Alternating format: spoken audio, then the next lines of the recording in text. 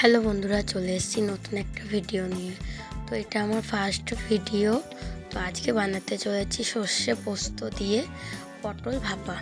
তার জন্য নিয়েছি পটল, কালো সর্ষে, পোস্ত, লঙ্কা, কালো জিরে, একটা শুকনো লঙ্কা, চালমগজ, চিনি আর মশলা। কড়াইয়ে তেল দিয়ে দিয়েছি। তেলটা গরম হয়ে আসলে দিয়ে দিচ্ছি পরিমাণ মতো নুন, পরিমাণ মতন হলুদ দিয়ে একে একে পটলগুলোকে ছেড়ে দেব।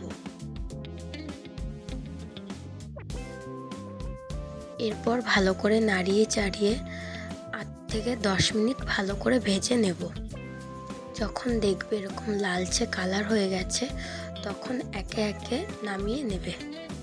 ওই একই তেলে ফোড়নে দিয়ে দিচ্ছি কালো জিরে, শুকনো লঙ্কা আর সর্ষে পোস্ত আগে থেকে পেস্ট করা দিয়ে ভালো করে নাড়িয়ে চাড়িয়ে নেব।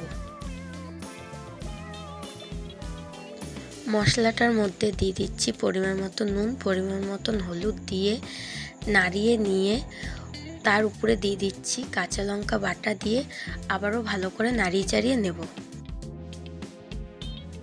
দেখো মশলাটা কষে এসছে, এখন 1 বাটি জল দিয়ে আবারও ভালো করে নাড়িয়ে চাড়িয়ে নেব।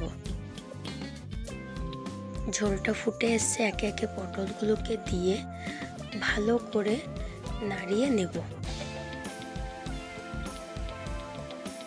দেখো ওপর দিয়ে পরিমাণ মতন চিনি দিয়ে ভালো করে নাড়িয়ে নিয়ে তো এটা হয়ে এসছে। ওপর থেকে ধনেপাতা কুচি দিয়ে নামিয়ে নেব।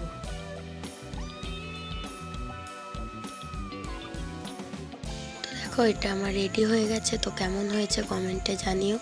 আমার পাশে থেকে আমাকে সাপোর্ট করো যাতে আরও ভালো ভালো রান্নার ভিডিও নিয়ে আসতে পারি।